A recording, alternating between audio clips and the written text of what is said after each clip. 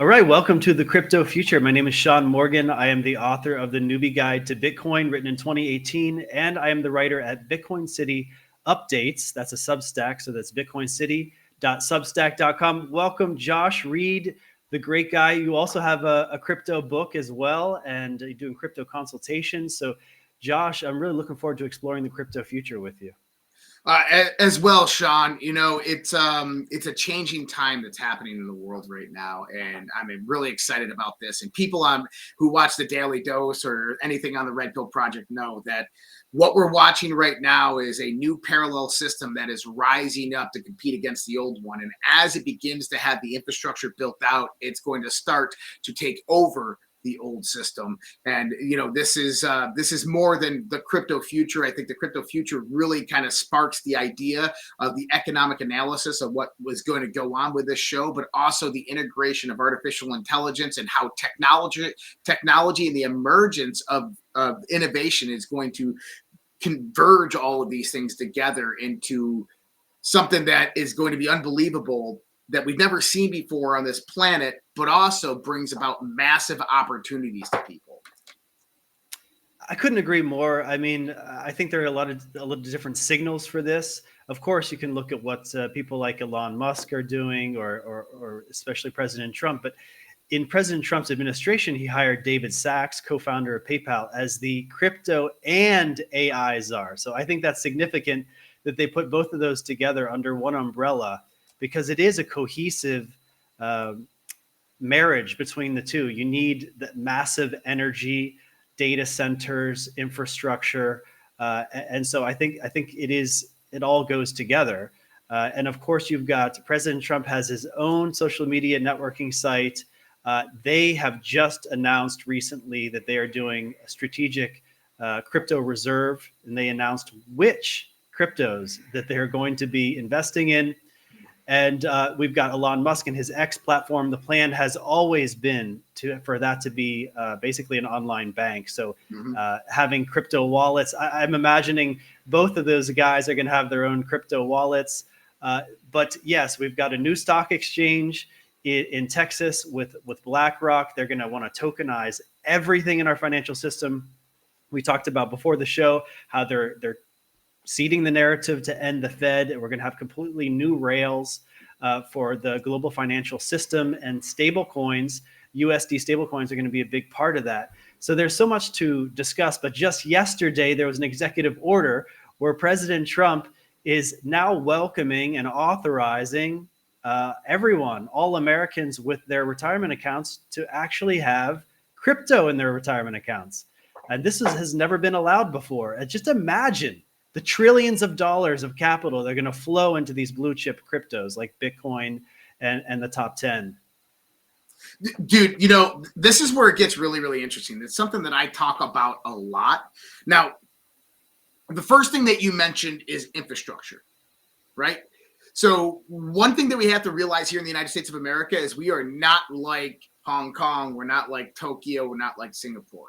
We have antiquated infrastructure in this country. Our cities are completely outdated, sitting on 50, 60-year-old technologies. This is a big problem, as this is one of the reasons why 5G rollout took so long, and why technological integration into our society has taken so long, is because we have an old country infrastructure.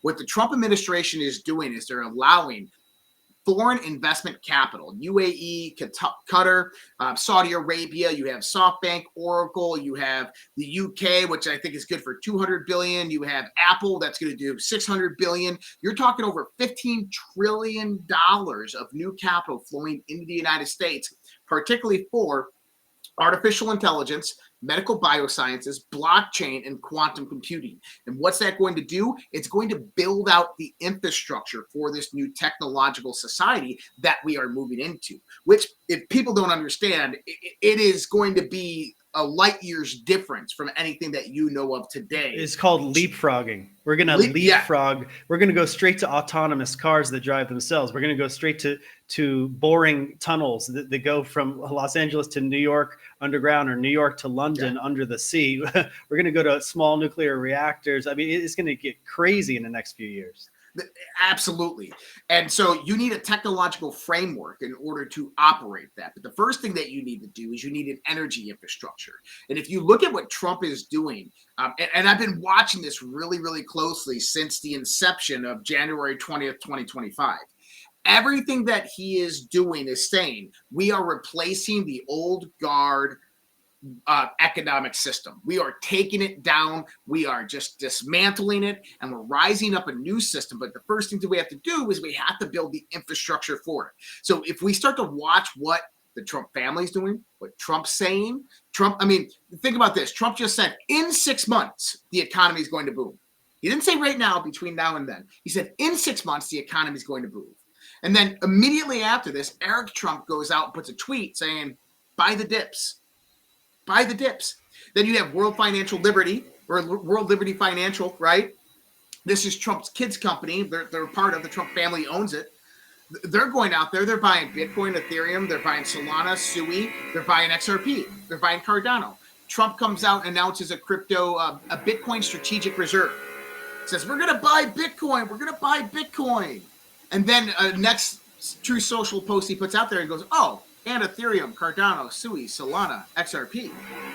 So if you're wondering what to buy, the hint is right there, right? Exactly.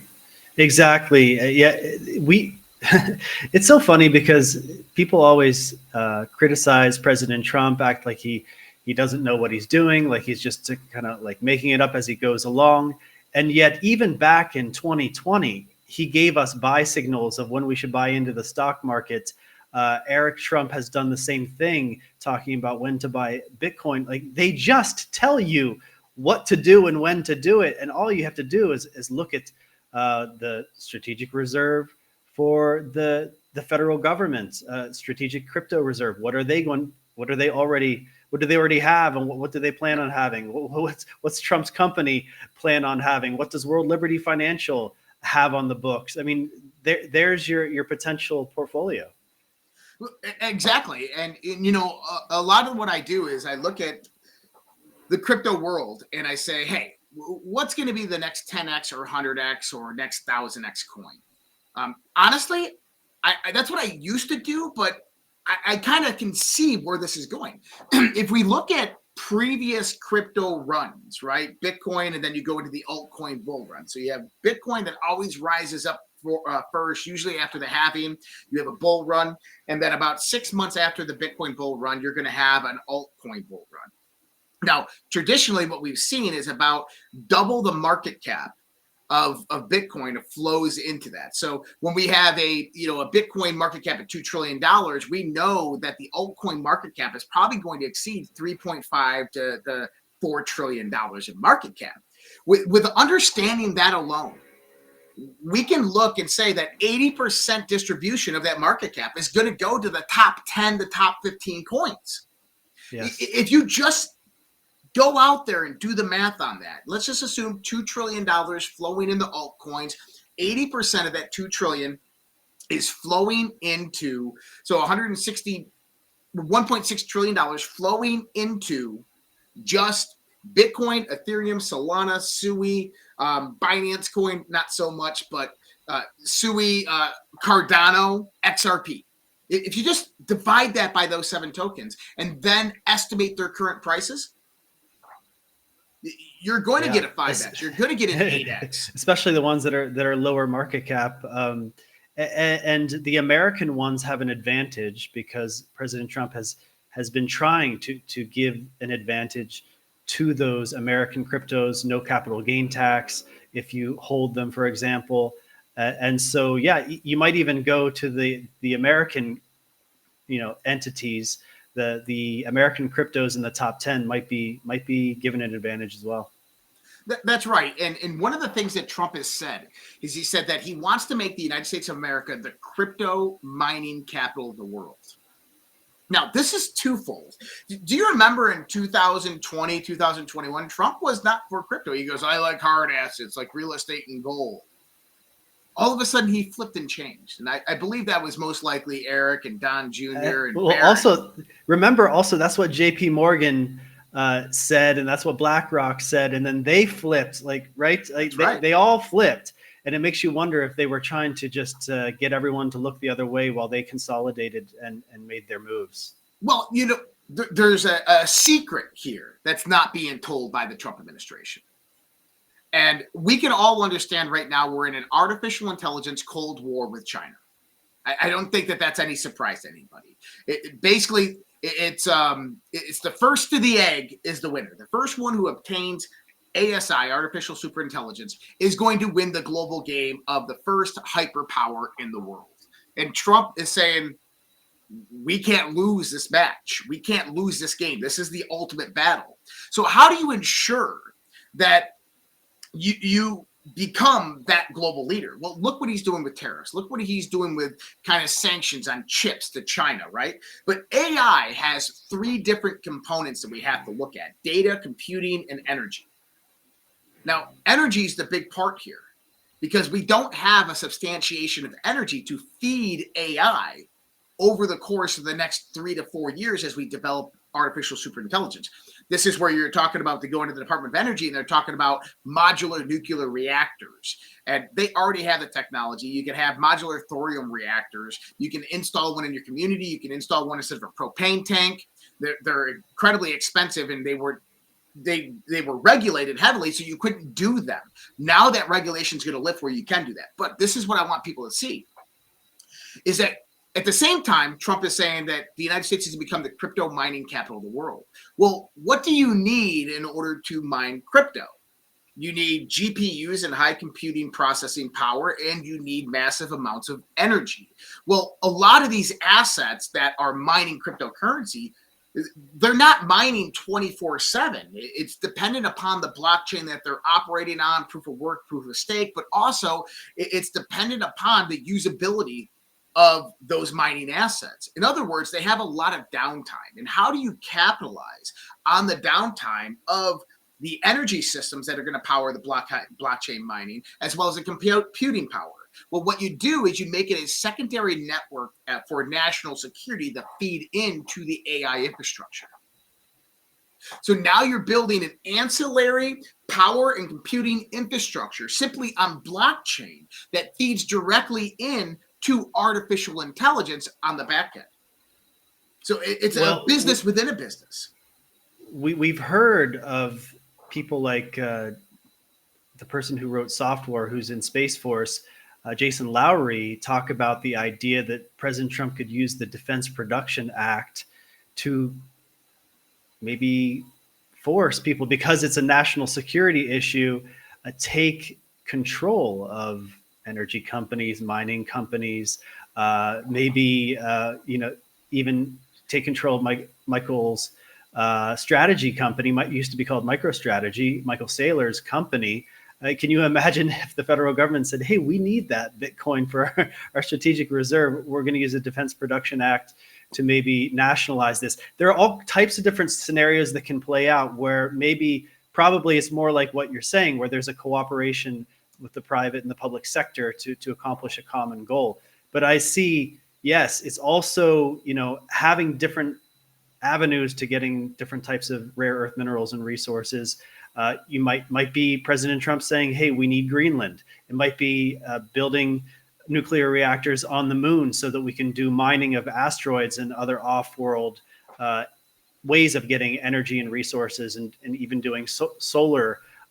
Once you do solar on the moon or off the earth, it's actually a lot more efficient. So there's plenty of different ways that we can get the energy, and it's going to be a #1 priority for President Trump because of the AI Cold War. 100%. And to go into talking about the Defense Production Act, I was actually talking about this on my show the other night.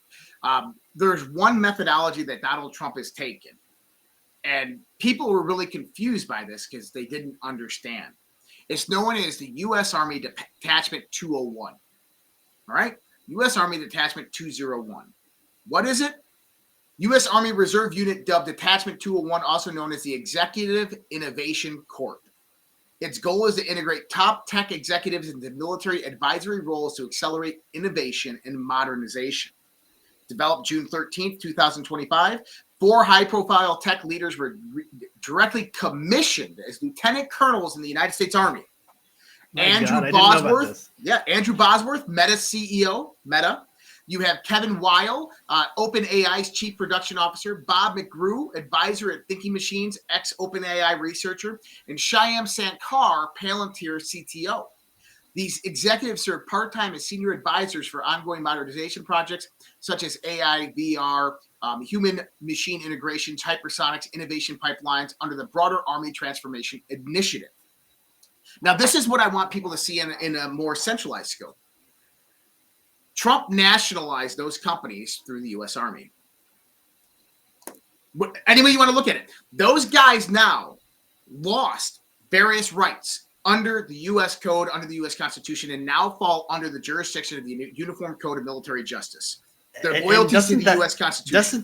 Doesn't that kind of make sense, though, if you look at how President Trump has not gone after Zuckerberg the way you would think he would, because Zuckerberg helped to steal the election, to lock down the country in COVID tyranny, spread child porn and pedophilia and child sex trafficking on Instagram, and getting our entire country addicted and suicidal and without any regard to people. So you would think that President Trump would be using the full force of the government weaponized against Mark Zuckerberg and his company, but no. He's bringing him into the fold, and he's doing the same thing with Sam Altman, despite the fact that Sam Altman's number one priority was making sure that President Trump wasn't elected. And I think you're onto something there for why that is. Same thing with Jeff Bezos, by the way. Correct. And what you're seeing is, I call and this is a term that's going to scare the shit out of people, because it comes from the World Economic Forum. When we start looking at ESG, environmental, social, and governments, environmental, this is where we get the green revolution, the socialist, communist infiltration. So social is where you get DEI, diversity, equity, inclusion, and governments is where you get something known as PPP, private partner partnerships. Public, yeah. Yep, public-private partnerships. This is what Trump is doing. It's public-private partnerships. But the way he's doing it is through the U.S. military. You remember that term, military is the only way? He's nationalizing these companies directly through the military. So, yes, it's Andrew Bosworth that been a CTO. But guess what? When Bosworth leaves, the new CTO is going to be a lieutenant colonel in the U.S. Army. Do you see how this is going? There's a board seat on each one of these companies that is now sat on by a U.S. Army representative that has allegiance and loyalty to the United States Constitution, to the government of this country, to the people of this country. So people are asking me, like, why did Palantir get this contract? And they're gonna, they're going to take over the world. And I'm like, no. You're not seeing the bigger picture. Number one is you just centralized all government data into Palantir, one company, and you got rid of 30 different government contractors who have supported the deep state over the last 50 years. I mean, it was Ghislaine Maxwell's sister that was, in charge of all the back doors for all these cybersecurity companies that were contracting with the government. So you get rid of those 30 companies, and what do? You get Palantir, whose CTO is a lieutenant colonel in the United States military, and it's a nationalized company under Trump's new administration. So I look at it in the context that I much rather be in alignment with the wild animal I know and can control than the 30 wild animals that want to kill me. Right. I mean, I think we all have a bit of trepidation about Palantir and Peter Thiel, because of the technocratic agenda and some of the things that have been said about him, and the fact that he doesn't really truly represent the MAGA base in a lot of different ways. He's a homosexual guy. He has sex parties. He has used blood of children for rejuvenating himself. But at the same time, he helped Donald Trump get elected. He's on the planning board of the Bilderberg Group. Right. And so I understand and I agree with people who have trepidation about Palantir.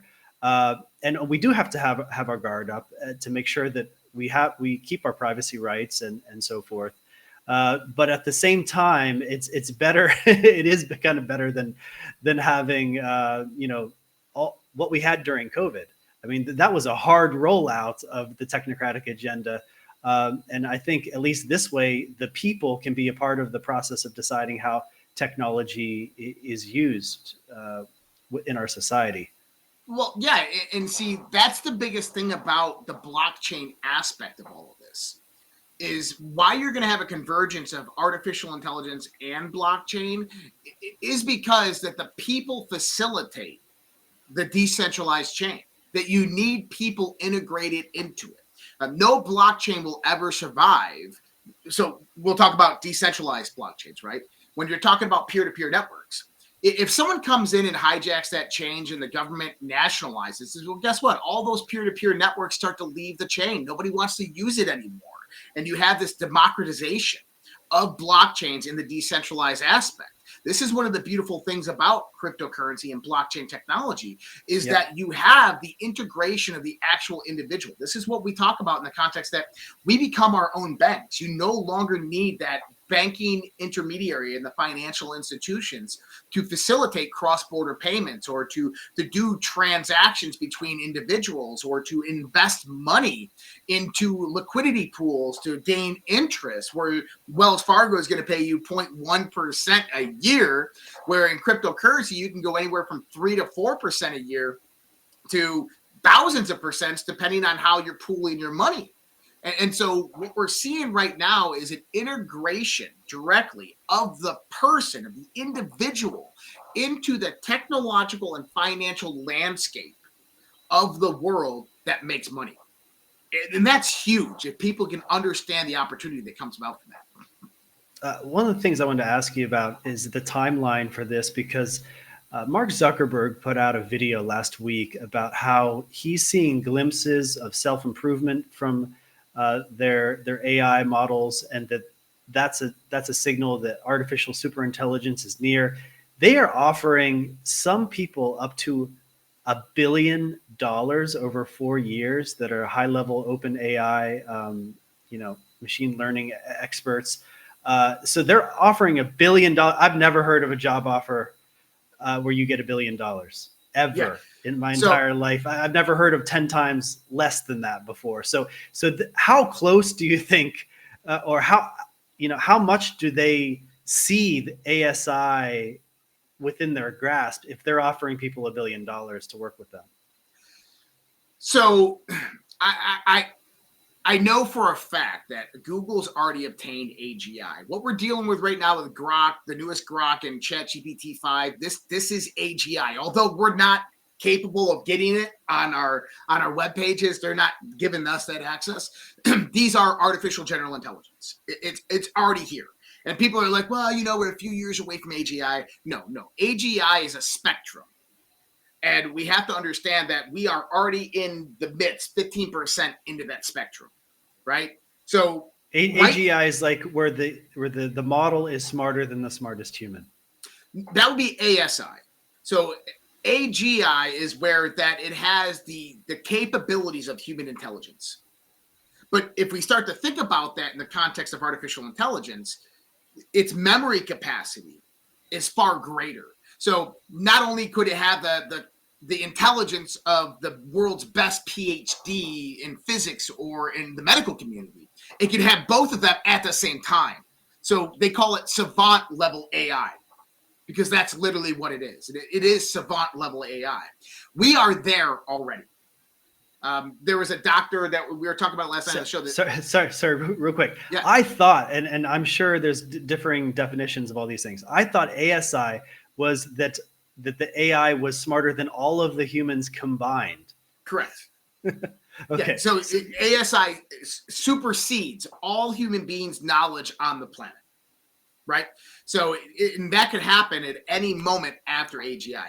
AGI is basically it's obtained the intellectual capacity to think the same or greater than humanity. Savant level is kind of the way we look at it.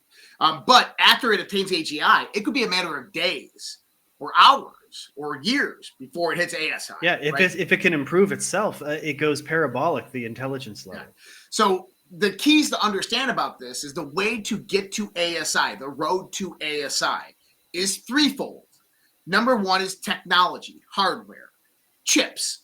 The faster and the better the chips, the easier it's going to be to centralize data center power, and the more efficient they become, the less power that you need. But then you have computing power, you have tech, the hardware, the actual physical hardware components. Meta, Google, they already have all of this. The next is data. They buy the chips from NVIDIA. NVIDIA has like a monopoly on this. Apparently, that's why it keeps the market cap keeps jumping by $1 trillion. That's right. So NVIDIA does have it. I remember when it was just 1 trillion. Now it's how many trillion? And you got to wonder where NVIDIA got that technology. You got to wonder why TMSC, or what, the Taiwan company, why they can only make those chips in Taiwan? Why they're the only ones that have that technology? Did you know that we no longer build the architecture of these chips, that computers actually build the architecture of these chips, and that the way that they build these things is completely hands-off? Humans have no hands-on within any of this. You got to wonder where NVIDIA actually got that technology. And then if you start going back to what I've been talking about, the stolen military secrets, SAP programs, reverse engineering technology, Hillary Clinton's emails, China. You get these deep state actors were selling off information, high-level military classified projects to tech companies, foreign adversaries. You got to wonder where NVIDIA got this technology. I think I understand where they got this technology, but that's a conversation for another day. Trump is nationalizing that. He's forcing them to that's exactly build right in the United States. And that could be a big part of it too. Is, hey, we're not going to prosecute you for having these military secrets and buying them on the open market, but this is what we're going to do. You're going to allow to exist. You're going to allow to make profits, but we're nationalizing you through a public-private partnership with integration into the Department of Defense. Boom, done. Yeah, right? It's no longer just in Taiwan, just so everyone knows. That's one of Trump's major moves. Is to force Arizona is building domestic out a plant right now. Yep. So you have that. Then you have data and energy. So when Facebook's looking at this, Facebook has the data aspect of things. So does Google. They have the computing aspect of it. Energy is the big part of it, right? Yeah, they're buying up nuclear reactors. That's right. But then what you have is they're going out there and they're offering this massive amount of money to people because they know what the upside is. The upside is trillions of dollars. 1% market share in the AI world is going to literally be $1 trillion, because we're talking about $100 trillion market cap in the next 5 years. This is through all scopes of automation, robotics, automated cars. We're talking about everything that's integrated. You're talking about 100 trillion. That's a double the global GDP of where it's right at now. This is why I want people to understand the economic aspect of how you need to get into this stuff now. But when Facebook's looking at it, they are trying to recruit the top technology in the world, and so they have to incentivize that. I was listening to a podcast, I heard the AI CEO the other day, and they were discussing this, and they said, listen, the problem right now is that there's 6 AI companies, and there's only about 20 people in the world who understand it. Yeah. And these 20 That's why they're offering $1 billion to those 20 people. So they're trying to recruit these 20 people into their company, because if they get there first, they're the winner. And so the problem here is that, number one, is nobody understands AI. The guys that are developing it, they understand it very, very kind of complex, but they are the master key holders that understand the base code off of the open source into the privatization. And so Facebook is simply trying to capture that talent. Yeah, that's part of the formula for dominance, is that human capital. Yep. Human intelligence and skills from those 20 people, as you mentioned.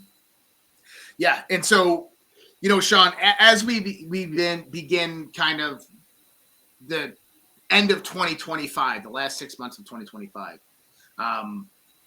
I tend to look back at the 1990s and say, oh man, I'm nostalgic, right? I remember those days. No cell phones, no technology. Nobody cared if you had cable TV, all of these things. And I say, man, I wish those days would come back again. Well, I want people to understand that next year, you'll probably be saying the same thing about 2025. Because seriously, man, I wish 2025 would come back again, because, man, the world has changed so much in just 1 year. And I want people to understand that what we're about to hit is an exponential technological surge into the future, a massive leapfrog into the future. And it's going to happen within 1 year. Yeah, we haven't even talked about humanoid robots and how that can change the workforce. And I mean, we've got the master, Elon Musk. He's the master of manufacturing. People don't realize that. Yep. That he is not only the master at this and that and satellites and social networking sites and rockets and all that stuff. He is a master at manufacturing. So if anyone can build out 1 billion humanoid robots, it's him, and with his gigafactories. He knows how to do it. So, and I mean, there's a public-private partnership right there. He's the biggest defense contractor for the federal government. That's right. Don't even pay attention to the political theater with Trump and him in their spat, because Starlink and Space Force, I mean, they keep working together despite all that. That's right. And I guarantee you there's a portion of that where someone in Elon's company is going to be nationalized through the DOD. But, you know, when you look at people like Elon, you know, I was talking about this last night. I said, you know, I don't think Elon cares about more money. Elon's not in it right now for more money. He could give two shits about being a trillionaire or more money. What he wants is he wants the technology. He wants to launch off into space, leave this solar system and explore. He wants to go to Mars, colonize. That's what Elon, he wants to go to the moon, mine if anything, he wants power in the next civilization off of Earth. That's right. And, you know, that brings in a good point here is that, you know, I don't think people really tend to the perceptualize the level of technological innovation that's going to come about over the next year to 5 years. Biological technologies, when we're talking about curing illnesses, curing diseases, viruses, bacterial infections, brain-eaten amoebas, when we're talking about genetic disorders, we're talking about Alzheimer's, all of this stuff. Within the time frame of AGI and ASI, it's over. All that goes away. Human disease. Yeah. Human disease is guess over. what? Guess what perhaps, else? Perhaps aging. I was going to say, death. Aging's a disease, and they've already. So, by the way, if anybody doesn't know, Dr. David Sinclair, Harvard University, has done multiple podcasts on this. He's been researching this topic since 2015. He's a foremost expert on aging. He's determined that aging is a disease, inherent disease in humanity. And what it comes about with is the oxidative stress that goes into our cellular structure that damages DNA over time, not allowing it to repair itself and produces less efficient cells over time, which produces us to age, right? Now, he's came out with tons of different technologies to kind of help people age easier and look younger and this type of things. Whether your biological age changes, I don't know. But he's 60 years old and he looks like he's 35, looks younger than you and I. He was just on a recent podcast. Now, this is going to scare a little people, and it kind of scares me too, but we have to understand that we're in the first parts of this technology, the scientific exploration of this technology. What they were able to do is they did 5 series of this experiment on mice. They found a certain type of stem cell, and it's in humans. They took the stem cell and they were able to utilize a process to inject it into a cell in a human, into a mouse, and completely reset the biological age of the mouse. What I mean by that is they'll take a mouse that has a biological age of, let's say, a 90-year-old human being, and they're able to take that stem cell and then modify it in a certain way to where they can pick the age that they want to send it back to. They can send it back to 15 years old. They can send it back to 25 years old. They can send it back to 40 years old. And they've done it. Is that why some of these Hollywood people are looking young all of a sudden? Because I'm seeing some people that are really surprising me. And I'm like, hey, is this a new type of plastic surgery? Because I thought that person was supposed to be about biological age of 70 years old, like Michelle Pfeiffer and some of these people. Tom Cruise. Kardashian. Well, Tom Cruise, I don't. Yeah, maybe. Yeah, he looks great. So there's so much, like you said, that's going to leapfrog, and it's going to be in every area. And I don't think people understand that the AI is already revolutionizing all these industries and discovering new things that we didn't know before, and capabilities that we didn't have. And we're talking about it happens every single week. Every single week, there's some kind of new AI breakthrough in these different industries. So we are going to keep you guys up to date with this Leapfrog story, and We're going to do this show called The Crypto Future here on Rumble and other places as well. So you can sign up. You can get latest up-to-date podcasts on the RSS feed. So we'll put all the description, everything in the description below. But the number one thing to remember is thecryptofuture.com. You can get a consultation with Josh or myself to find out how you can be impacted as far as your financial future with crypto. We're not going to give financial advice or anything, but we will educate you in that consultation. So if you have an interest in that, just click on the link below, which will be thecryptofuture.com. Josh, any final thoughts? Buckle up, people. We're about to head into the future. Amen, brother. Thanks, everyone, for joining. God bless. Take care. Good night.